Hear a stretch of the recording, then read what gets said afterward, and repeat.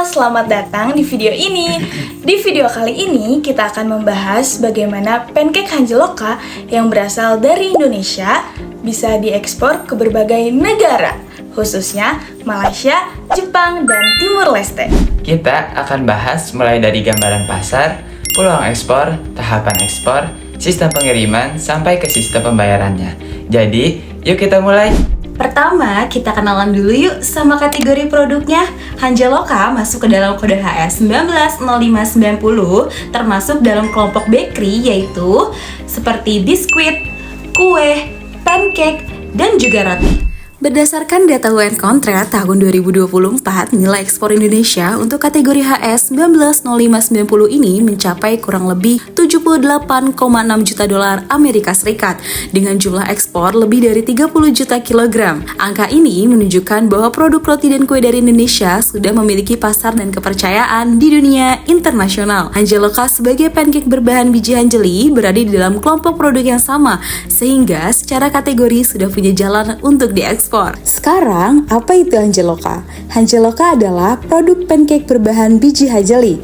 Biji hanjeli merupakan serealia lokal Indonesia yang kaya nutrisi dan sudah lama dikenal di berbagai daerah, tapi belum banyak diolah menjadi produk modern. Melalui Hanjeloka, biji hanjeli diolah menjadi antara lain pancake yang praktis, bisa dibekukan, dan bisa diposisikan sebagai dessert modern dengan sentuhan lokal. Karena bentuknya produk bakery mix atau pancake olahan, Hanjeloka jelas masuk klarifikasi HS 190590 sama seperti produk roti dan kue lainnya yang sudah diekspor dari Indonesia. Lalu, bagaimana sih peluang ekspornya? Masih dari data UN Contract, ada beberapa negara yang menjadi tujuan ekspor produk HS 190590 dari Indonesia, yaitu yang pertama, Malaysia, yang kedua, Jepang, dan yang terakhir, Timur Leste. Malaysia menyerap nilai ekspor terbesar disusul dengan Jepang dan Timur Leste dengan volume yang cukup signifikan. Karena Hanjeloka masuk ke dalam kategori yang sama, ditambah lagi membawa keunikan bahan baku dari biji hanjeli yang bergizi dan bernilai budaya, maka peluang ekspor Hanjeloka ke negara-negara ini sangat terbuka, baik sebagai produk etnik,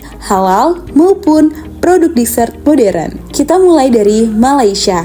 Malaysia merupakan pasar terkuat untuk produk kue Indonesia pada kategori HS 190590. Nilai perdagangan ke negara ini mencapai sekitar 14 juta dolar dengan volume lebih dari 10 juta kilogram. Kedekatan lokasi, budaya, dan selera membuat Hanjeloka mudah disesuaikan dengan pasar Malaysia. Di sana, Hanjeloka bisa dipasarkan sebagai pancake beku halal, produk sarapan praktis, atau snack manis dan gurih yang siap saji. Pengiriman Malaysia bisa menggunakan laut atau volume besar dan udara untuk ekspor awal atau pengiriman cepat. Berikutnya, ada Jepang. Pasar Jepang sangat memperhatikan keamanan pangan, detail label, dan konsistensi kualitas. Nilai ekspor produk HS 190590 Indonesia ke Jepang mencapai sekitar 9,6 juta dolar dengan volume lebih dari 3 juta kilogram. Di Jepang, Hanjeloka berpotensi masuk sebagai berikut: pancake beku premium, dessert Asia dengan keunikan bahan hanjeli, dan menu siap saji di kafe dan hotel. Untuk bisa masuk ke sini, Hanjeloka perlu menyiapkan dokumentasi teknis seperti ingredients list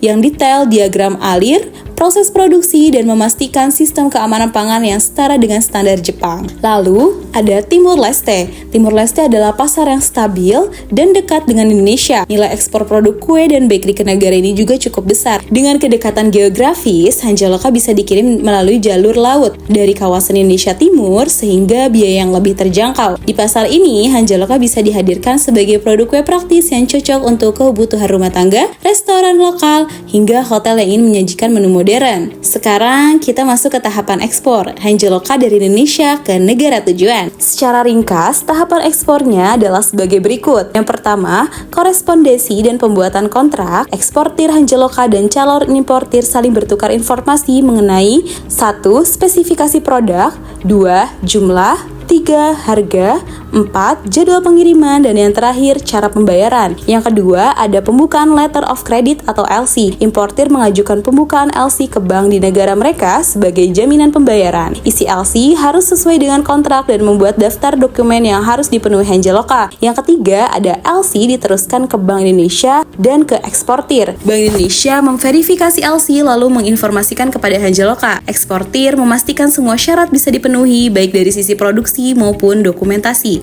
Yang keempat, ada penyiapan barang dan dokumen. Hanjaloka memproduksi pesanan sesuai standar keamanan pangan, disiapkan dokumen seperti invoice, packing list, certificate of analysis, healthy certificate, halal certificate, dan yang terakhir ada label dan ingredients list. Yang kelima, ada pemesanan kapal dan pesawat. Eksportir melakukan booking ruang kargo baik menggunakan kontainer berpendingin untuk produk beku atau udara untuk pengiriman cepat. Yang keenam, ada pendaftaran PEB dan proses bea cukai. Hanjaloka mendaftarkan pemberitahuan ekspor barang melalui sistem bea cukai atau INSW. Setelah disetujui dan diperlukan, pemeriksaan akan terbit NPA sebagai izin ekspor. Yang ketujuh, ada pengapalan dan pengurusan SKA. Barang dikirim jika negara tujuan membutuhkan tarif preferensial, eksportir mengurus surat keterangan asal. Yang kedelapan, ada negosiasi dokumen LC dan pembayaran. Setelah barang berangkat, semua dokumen diserahkan ke bank di Indonesia untuk dicek. Jika lengkap dan sesuai LC, bank akan memproses pembayaran dan bank importir. Sistem pengiriman atau fokus Jepang dan Malaysia. Untuk sistem pengiriman, Hanjaloka menyesuaikan dengan karakter produk dengan negara tujuan. Untuk ke Jepang, digunakan kontainer berpendingin melalui jalur laut. Suhu dipertahankan di sekitar minus 18 derajat Celcius disertai dengan logger untuk memonitor suhu selama perjalanan. Jika ke Malaysia, terutama untuk ekspor awal, dalam volume kecil sampai menengah bisa menggunakan jalur udara. Pengiriman lewat udara membuat produk tiba dengan cepat dan kualitas pancake beku dapat lebih terjaga. Pendekatan cold chain management ini penting untuk memastikan Hanjaloka sampai di negara tujuan dalam kondisi aman dan siap dikonsumsi. Dari sisi pembayaran, Hanjaloka menggunakan letter of credit sebagai sistem utama di tahap awal ekspor.